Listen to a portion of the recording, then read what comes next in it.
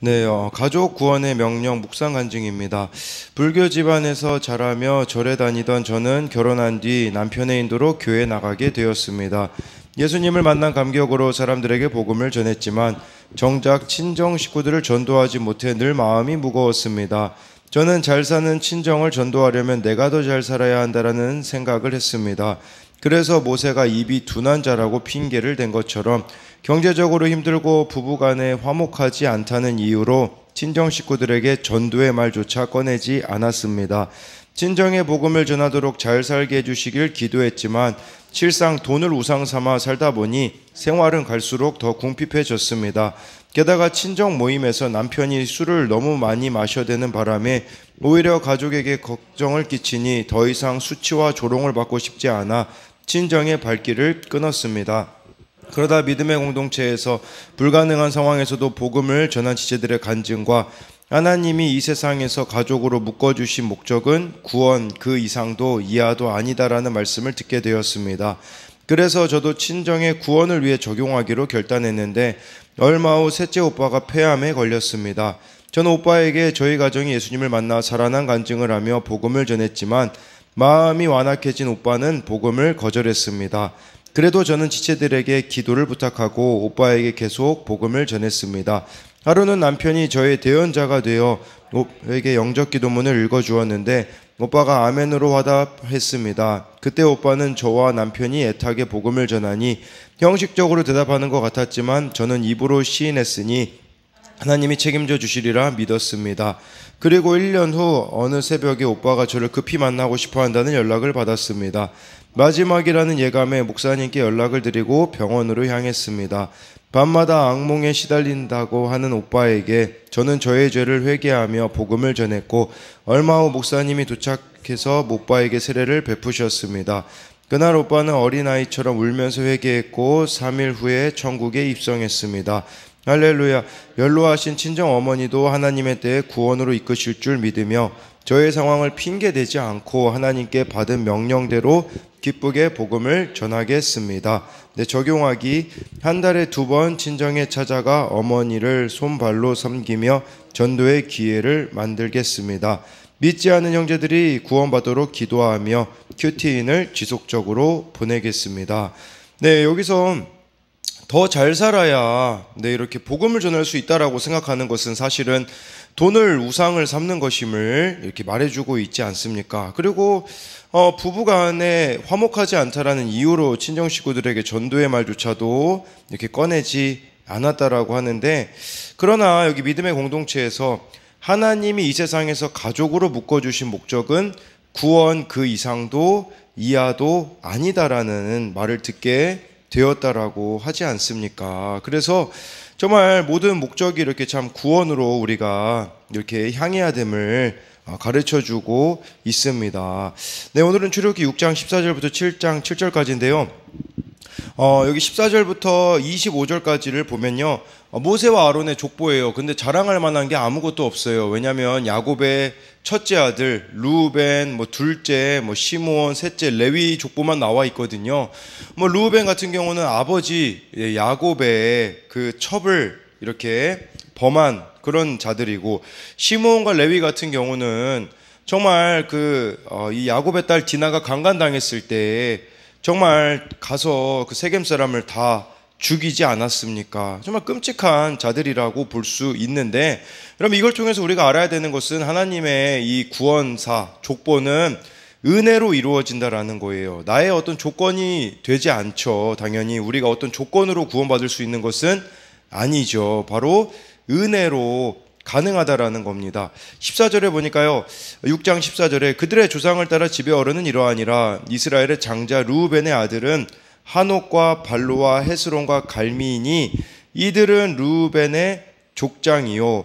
그러니까 그들의 조상을 따라 집의 어른이 이러한다. 이걸 직역하면 그들 아버지의 집이라는 뜻이거든요. 그러니까 이렇게 다닐 조상으로부터 족속이 이어져 왔음을 의미하고 있습니다. 그래서 여기서 이제 조상을 따라 족보대로 가족대로가 나오는데, 이것은 믿음의 가문이 중요하고 믿음의 대가 중요하다라는 거예요. 그러니까 여러분들이 구원받아 사명을 붙잡고 살아가는 것은 어느 날 갑자기 일어난 사건이 아니라 하나님이 만세 전부터 예정하신 기막힌 구원 계획이 여러 조상을 통해 나에게 임하게 된 것이라는 거죠. 그래서 이 14절 말씀을 보며 적용 질문으로는 내가 구원받아 사명을 감당하기까지 수고해준 믿음의 어른들은 누구입니까? 네, 15절 보면요, 시므온의 아들들은 여무엘과 야민과 오앗과 야긴과 소알과 가나안 여인의 아들 사울이니 이들은 시므온의 가족이요. 여기 또 부끄러운 족보가 나와 있어요. 가나안 여인의 아들 사울. 그러니까 가나안 후손의 여인이 이 족보에 들어있다라는 건데, 그러니까 이스라엘이 순수 혈통으로만 이어지지 않았음을 보여주는 거예요. 이것은 이스라엘에게 숨기고 싶은 부끄러운 역사라고 할 수 있죠. 그러나 하나님은 이런 부족한 혈통이라고 할지라도 전혀 문제로 여기지 않으시고 구원의 도구로 선택하시기에 주저함이 없으시다라는 거예요. 쉽게 말하면 어떤 콩가루 집안이라고 할지라도 하나님이 그 가정을 사용하시고 회복시키시는 데는 주저함이 없다라는 거예요. 그러니까 우리가 하나님 앞에 가문 핑계 이런 거 될 수가 없다라는 것을 말씀해 주고 있는 거예요. 그래서 여기 지금 르우벤과 시므온이 나오는데, 사실은 이 둘은 어떻게 보면은 서론에 불과하고요. 진짜 강조해서 가르쳐 주고 싶은 그 자손이 레위 자손이에요. 그래서 16절을 보면 레위의 아들들의 이름은 그들의 족보대로 이러하니 게르손과 고앗과 무라리요. 레위의 나이는 137세였으며, 이 레위 지파에 지금 주목이 되어 있어요. 왜냐하면 레위의 나이까지도 나와 있기 때문에 사실은 여기부터가 진짜 하고 싶은 그 족보의 의도라고 볼 수가 있는 것이죠. 그래서 모세와 아론이 레위의 후손이지 않습니까? 네, 그래서 이걸 지금 말하고자 하는 것이겠죠. 사실 이 레위는요, 야곱의 셋째 아들로 여동생 디나를 욕보인 세겜 족속을 살육하는 죄를 저질러 아버지 야곱으로부터는 축복을 받지 못했어요. 시므온과 레위 어떤 축복도 못 받았습니다. 근데요, 이 레위 같은 경우는 반전이 일어나게 되어져요. 왜냐하면 그 후손이 하나님께 순종했을 때, 정말 그 야곱이 내린 저주가 오히려 복이 되어지는 그런 가문이 된다라는 것은, 여러분, 하나님 나라는 자격이 아니라 은혜에 의해 이루어진다라는 것이에요. 그래서 이 16절 말씀을 보면서 우리가 적용할 수 있는 것은, 내가 부끄럽게 여기는 우리 가정의 연약함은 무엇입니까? 그럼에도 하나님이 나를 영혼 구원의 도구로 사용하고 계심을 믿고 있습니까? 해서요, 이제 17절부터 19절, 이제 20절까지 읽어드리면, 게르손의 아들들은 그들의 가족대로 림니와 시므이요, 고앗의 아들들은 아므람과 이스알과 헤브론과 우시엘이요, 고앗의 나이는 133세였으며 무라리의 아들들은 마을리와 무시니 이들은 그들의 족속대로 레위의 족장이요. 20절에 아므람은 그들의 아버지 누이 요게벳을 아내로 맞이하였고 그는 아론과 모세를 낳았으며 아므람의 나이는 137세였으며 모세의 아버지 아므람, 또 모세의 어머니 요게벳이 나오는데 이것도 부끄럽습니다. 왜 그러냐면요, 여기 나와 있잖아요. 그들의 아버지 누이 요게벳, 그러니까 고모예요, 고모. 그러니까 이 모세의 아버지가 고모 요게벳을 아내로 맞이하였다라는 것은 이것도 참 부끄러운 족보라고 할 수가 있다라는 것이겠죠. 그러니까 근데 이거를 지금 누가 기록하고 있나요? 이 모세 오경이라고 해서 창세기, 출애굽기, 레위기, 민수기는 모세가 기록했어요. 모세가 지금 자기 손으로 이 족보를 하나님이 주시는 그 영감 속에서 기록했다라는 건, 이거 기록할 때 무슨 생각이 들었겠습니까? 나중에 레위기 18장 28절부터 29절을 보면 친족과의 결혼은 가증한 일이라는 명령이 이후에 하나님이 주시거든요. 근데 지금 이걸 모세가 자기 손으로 기록하고 있다라는 것은 자신의 결점을 어떻게든 감추려고 하고 있지 않다라는 겁니다. 그러니까 하나님이 주신 말씀에 솔직하게 기록하고 있는 모세의 모습이라는 거죠. 그러니까 아마 모세는 이걸 기록하면서 자신의 가문의 죄를, 더 나아가 자신의 죄인됨을 보았을 거라는 거예요. 그러니까 여러분, 우리가 죄인됨을 볼 수 있는 것은 말씀으로 나아가지 않으면 나의 죄를 절대로 볼 수가 없어요. 매일매일을 마지막처럼 살아간다라는 것도 그날 말씀에서 내 죄를 보는 게 마지막으로 살아가는 거지, 내가 의지나 결단과 어떤 노력으로 하나님을 위해서 살아가는 게 마지막으로 사는 게 아니라 그날 주시는 말씀에서 나의 죄인됨을 발견하는 것이 매일매일을 마지막처럼 살아가는 거예요.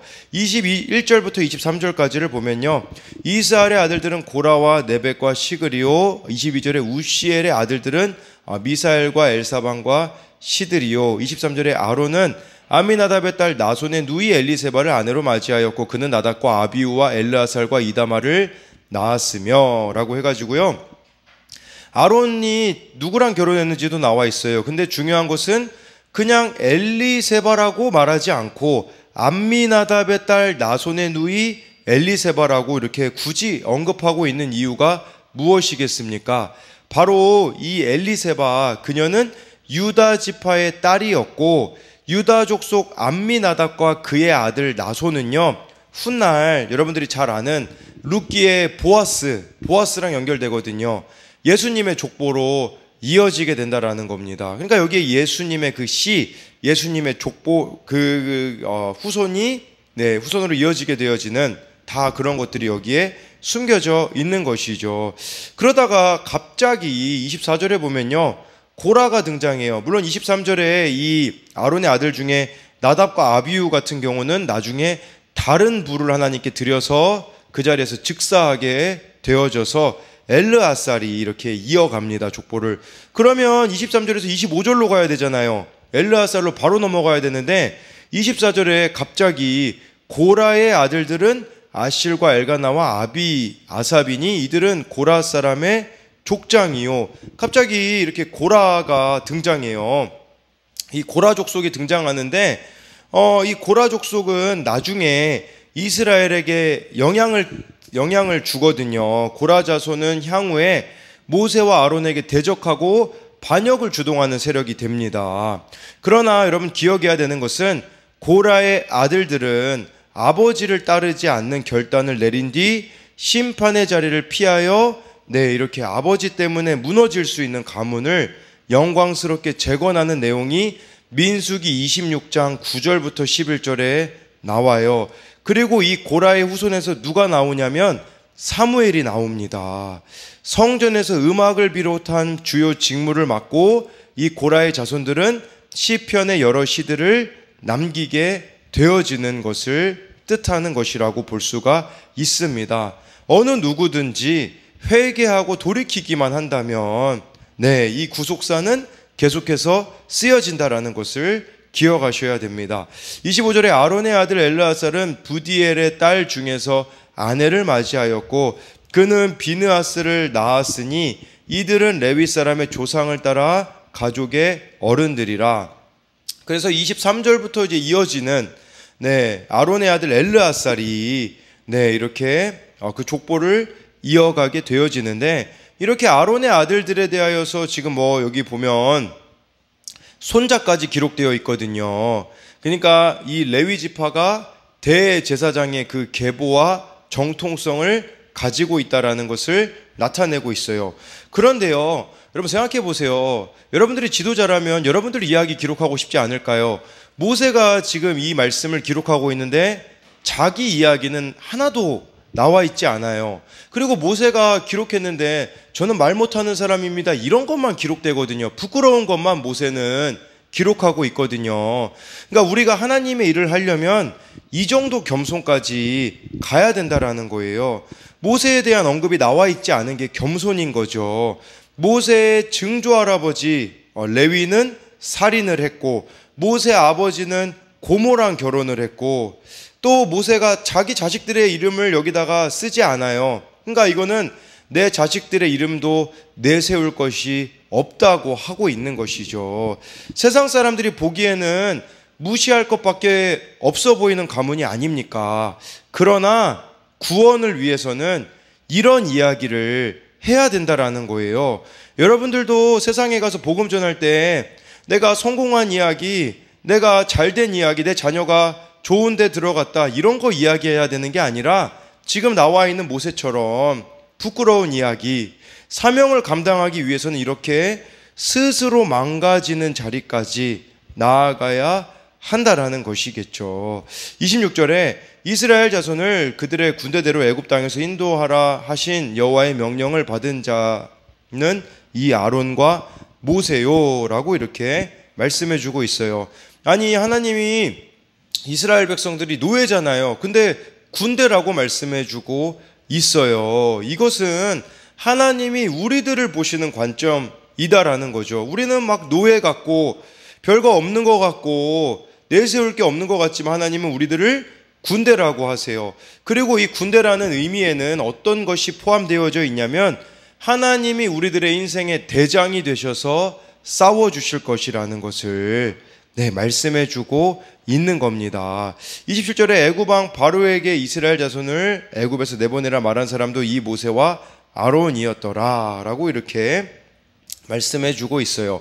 28절에는요, 이제 모세는 또 부끄러운 그런 모습이 나와 있어요. 28절에 여호와께서 애굽 땅에서 모세에게 말씀하시던 날에, 그러니까 여러분 사명이 시작되는 거는 말씀이 시작되는 날과 동일합니다. 그러니까 여러분들이 말씀이 들려줘야 돼요. 말씀으로 모세가 하나님 앞에 양육을 받기 시작해요. 이때 나이가 80세였어요. 그러니까 여러분 말씀으로 우리의 삶이 정리되어지지 않으면 어떤 사역도 할 수가 없다라는 것입니다. 그래서 28절 말씀을 보면서 아까 우리가 그 모세가 이런 부끄러운 또 가족들의 모습을 오픈한 것처럼 적용 질문으로는 내 가족과 내 이웃의 구원을 위해 오픈해야 할 내 죄와 수치는 무엇입니까? 또 한 가지 적용 질문은 명령하신 대로 나아가기 위해 날마다 큐티하며 말씀의 양육을 여러분들은 잘 받고 계십니까? 29절에 여호와께서 모세에게 말씀하여 이르시되 나는 여호와라 내가 내게 이르는 바를 너는 애굽 왕 바로에게 다 말하라. 그러니까 이 하나님의 명령을 바로 왕에게 남김없이 다 전해야 된다라는 거죠. 여러분 우리도 마찬가지예요. 복음을 거절할 걸 알면서도 그 사람들 앞에 불편한 진실 앞에서도 듣기 좋은 말만 전해서는 안 된다라는 것이에요. 주신 말씀 가감하지 말고 그대로 전해야 된다라는 것이겠죠. 그래서 적용 질문으로는 여호와의 명령을 받은 자로서 내가 찾아가야 할 바로는 누구이며 그에게 다 전해야 할 말씀은 무엇이 있습니까? 30절에 모세가 여호와 앞에서 아뢰되 나는 입이 둔한 자이오니 바로가 어찌 나의 말을 들으리이까? 여러분 이 말씀을 기록한 자가 모세라는 걸 기억하셔야 돼요. 모세는 계속해서 나는 입이 둔한 자라고 하면서 자신의 연약함을 다 기록하고 있거든요. 그러니까 이걸 통해서 우리가 알아야 되는 것은 하나님은 이처럼 아무것도 아닌 자를 들어서 위대한 자로 만드시고 무능한 자를 들어 크신 능력을 나타내므로 그 영광을 드러내신다라는 거예요. 그렇기 때문에 나 자신을 작게 여기거나 무능력하다고 생각하는 것은 하나님의 영광을 여러분들이 믿지 않는 불순종일 수 있다라는 거예요. 중요한 건 나의 능력이 아니라 하나님이 함께 하신다라는 믿음이라는 것입니다. 모세는요 컴플렉스가 있었던 거예요. 말을 잘 못한다고 하는데 여러분 나중에 모세가 마지막으로 기록한 설교 신명기를 보십시오. 신명기 통째로가 다 모세의 설교거든요.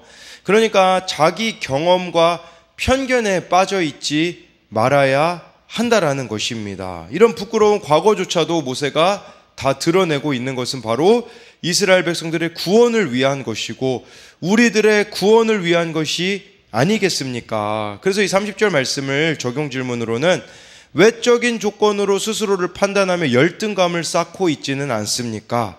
또한 내가 정리해야 할 과거는 무엇이 있습니까? 7장 1절로 보면요 여호와께서 모세에게 이르시되 볼지어다 내가 너를 바로에게 신같이 되게 하였은즉 내 형 아론은 내 대언자가 되리니. 여기서 그냥 주목해야 되는 것은요 대언자라는 단어예요. 대언자.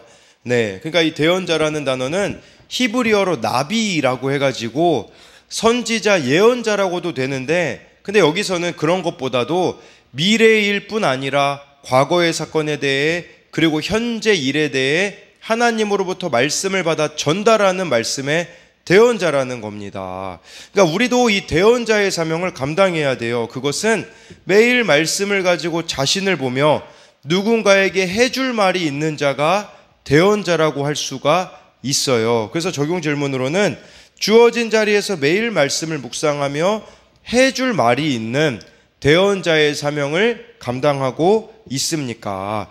7장 2절 3절을 보면요, 내가 내게 명령한 바를 너는 내 형 아론에게 말하고 그는 바로에게 말하여 그에게 이스라엘 자손을 그 땅에서 내보내게 할지니라.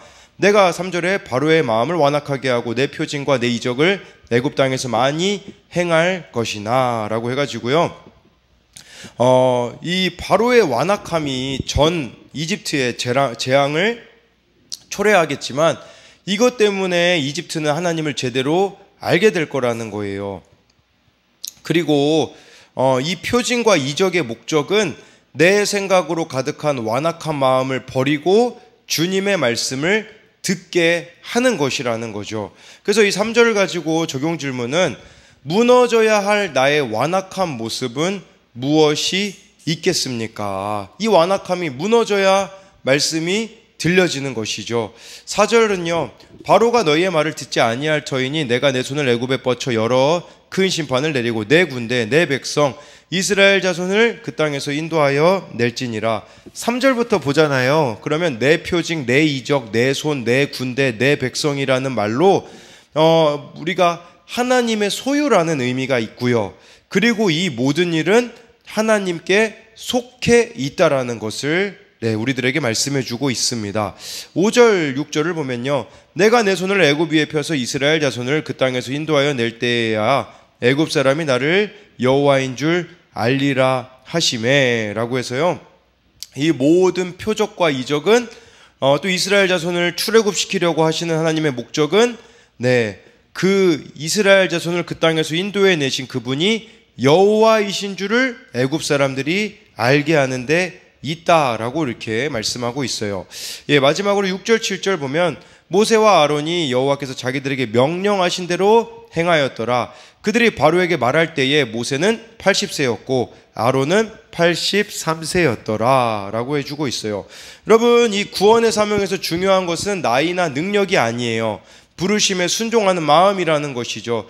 80세, 이 모세는 80세, 아론은 83세에 이런 부르심을 받는다라는 것은 흔하지도 않고 참 하나님 명령을 그대로 이행하기란 어려울 수 있겠죠. 그러나 80세에 모세의 새로운 삶이 시작되었다라는 거예요. 말씀이 들리는 때부터 우리들의 사명은 시작된다라는 거예요. 하나님의 관심은 언제 사명을 받았느냐가 아닙니다. 여러분, 언제 우리가 하나님의 사명을 받았고 언제 하나님을 만나느냐가 중요한 게 아니라 그 사명을 어떻게 지금도 수행하고 있는가예요. 순종에는 유통기한이 없습니다. 노련함과 경험이 순종의 발걸음을 붙잡을 수도 있겠고 겁 없이 하나님께 전부를 드릴 수 있게 만든다라는 거죠. 그래서 나중에 형 아론은요 123세에 죽고 모세는 같은 해에 이렇게 120세 나이로 이렇게 죽습니다. 끝까지 사명 감당하다 죽었다라고 볼 수 있어요. 죽는 날까지 우리는 사명을 감당해야 된다라는 사실. 그러니까 더 이거는 실제적으로 말씀드리면 죽는 날까지 우리는 말씀이 들리는 채로 순종하며 살아가야 된다라는 것을 이 말씀을 통하여서 봐야 되는 것이죠. 그래서 마지막으로 이 7절에 대한 적용 질문은 나이가 많고 능력이 부족하다며 핑계대지 않고 하나님이 나에게 명령하신 대로 행해야 할 일은 무엇이 있습니까? 라고 오늘 말씀을 이렇게 정리할 수가 있습니다.